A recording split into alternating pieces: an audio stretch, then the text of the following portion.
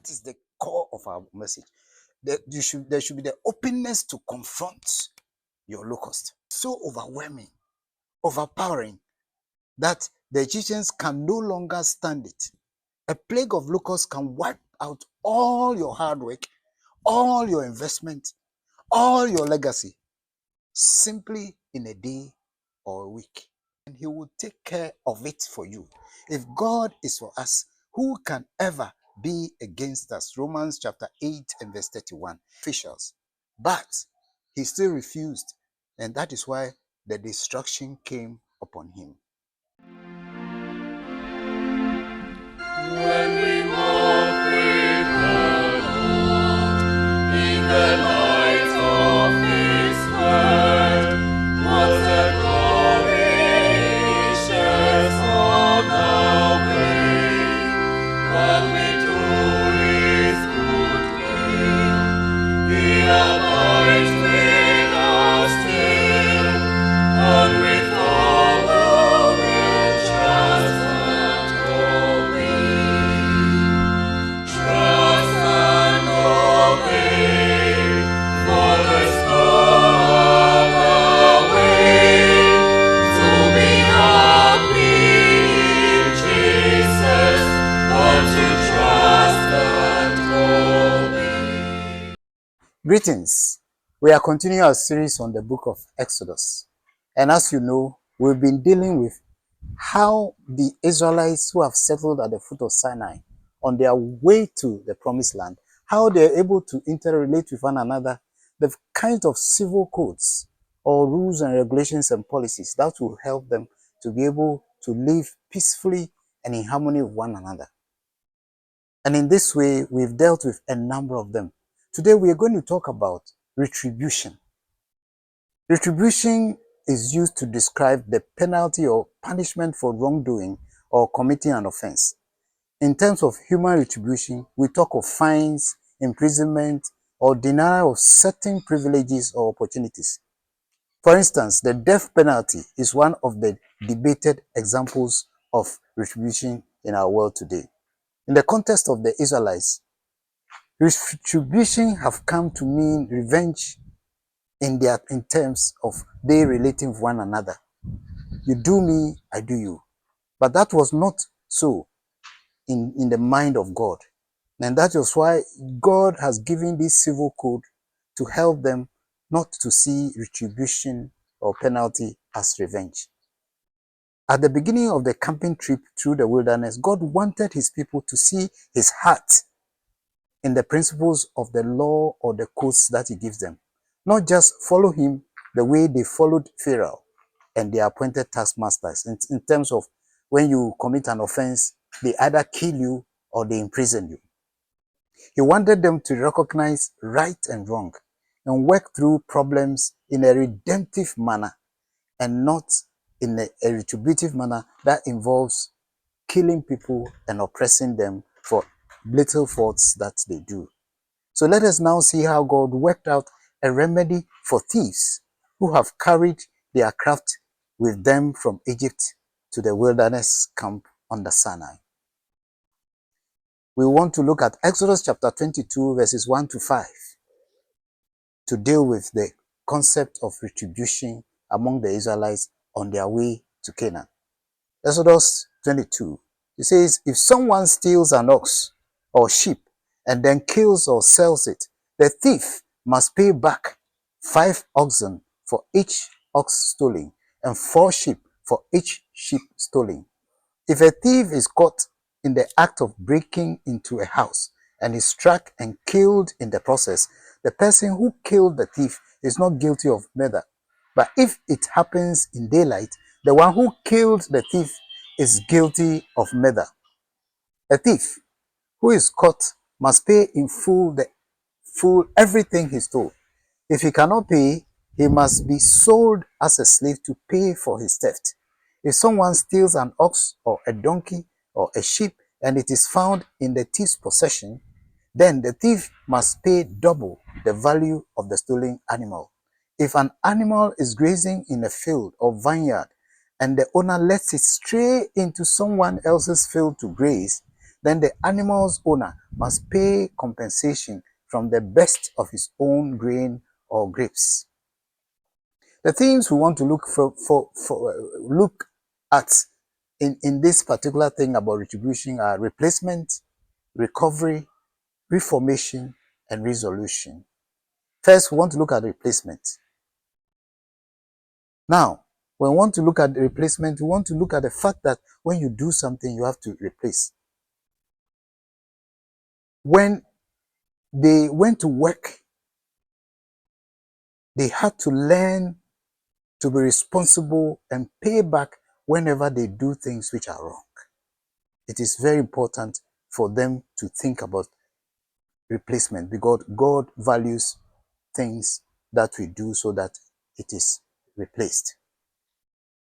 So it means that we need to make sure that whatever is not ours and we take it, we have to find a way of replacing it because it is not ours. If you go and take somebody's money, then it is not yours. You have to replace it. So this replacement thing is very important. So now, let's look at recovery. Exodus chapter 22 verse 2 says, if a thief is caught in the act of breaking into a house and is struck and killed in the process, the person who killed the thief is not guilty of murder.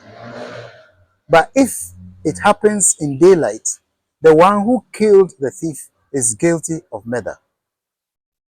So here you have somebody breaking into somebody's house.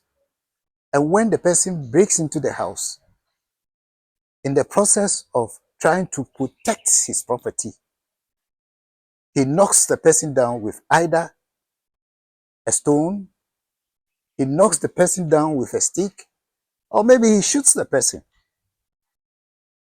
They say if it happens the daylight, the one who killed the thief is guilty of murder. Protection of one's family, possessions, and property is allowed if the perpetrator comes with attacks. This is about self-defense. So the defense of property was clearly allowed under the law, even if it included striking the one who was taking your things. If the person dies accidentally, there's no problem. But if one resorts to mob justice and there's a clear intent to kill or take the law into one's own hands to eliminate the thief, then it is seen as wrong. The freedom from guilt of the blood of the perpetrator of the crime by a victim that killed them in the process of the crime was not absolute. It is relative. It was conditional on the circumstances, not to be deliberate to murder or to breach something. Sometimes, because of the lapses in our legal systems to free armed robbers and hardened thieves to go scot-free, we also today do the same. We catch the thief and we beat him to death. Sometimes they put ties around the person's neck and they light it and he dies. But here the Bible is saying that the best thing you have to do is to recover your property, but not to go on to kill the person. It means you are protecting your property. And if the person is attacking you, you are free to defend yourself, self-defense. And if in the process the person dies, that's fine. But if the thief is running, you don't chase the thief and catch the thief and kill the thief. It doesn't matter whether there are lapses in the laws or not. In the time of the Israelites, it was the same. But you are not allowed to take the law into your own hands. In broad daylight, when the person is not hiding to hit you with something, I think you are allowed, especially if he's running away, he's seen you, you are not, you only have to protect and defend yourself and recover your property, but not to go ahead to take the life of the thief. That is very, very important. You are not to take the life of the thief. Now, it goes on to talk about reformation. Now, Exodus 22, 3b says, if he cannot pay, he must be sold as a slave to pay for his theft. In cases of theft, God had a remedy that was designed to heal the one stolen from, while teaching the one who stole a view of real responsibility that was lacking in their civil understanding. The focus was not simply on catching the thief, it was not only on recovering the goods, but also reforming the thief and transforming him or her. We always say that the prison cells are for reformation, but they are not for retribution. In God's mind, every human being has the opportunity to change because God will grant grace. There are so many people who go to prison, and when they come back, they have become preachers. They have been able to, God has reformed them. So may we not condemn people who are thieves or robbers who do the wrong thing and go to prison. They can go there and come back reformed. We should be praying for people to be changed. We don't have to have this idea that we should catch them and we should kill them because we feel that one more thief out of our system is better than many. God values even the life of the thief. Restoration. Exodus 22:4 says, if someone steals an ox or a donkey or a sheep and it is found in the thief's possession, then the thief must pay double the value of the stolen animal. That's restoration. Here, revenge is not the answer. The best means of restitution is then the thief must restore what he has stolen in multiples. Even even if he is caught and everything is recovered, fine. He must be made to give even more. You don't just say, I've caught him, I've taken the things from him. He must be made to do more. This will teach the thief a lesson. The trauma and the fear, the insecurity he has caused has to be addressed by making him do more. And that is where thieves who are caught are still made to do prison sentence. You don't just say, I've taken it from him, because then he will steal again. He should get to a point where he is made to restore the emotional strain, the trauma, the fact that he has caused you to feel so vulnerable means that he has to be put somewhere for a while. When your brother or your sister or your relative goes to steal and make somebody feel so vulnerable, fear and insecure, don't go to the police station, bail the person and pay money so that he will be left out again. Let him go to prison. When he comes back, he would have restored what he has done in terms of not only the material, but the emotional and the psychological. Sometimes these are people who are poor and feel that society owes them their livelihood. So they attack vulnerable people who has worked so hard for what they have got. Such people's conscience should be pricked by measures that goes beyond what they have stolen being taken away from them. So don't go and bail, don't go and pay money so that your hardened criminal brothers and sisters will be taken out. Let them go in. Because if it were you that they broke into your house and did this, would you allow them to walk free on the streets? No, you would not. So restoration is very important. Resolution. Exodus 22:5 says, if an animal is grazing in the field or vineyard and the owner lets it stray into someone else's field to graze, then the animal's owner must pay compensation from the best of his own grain or grapes.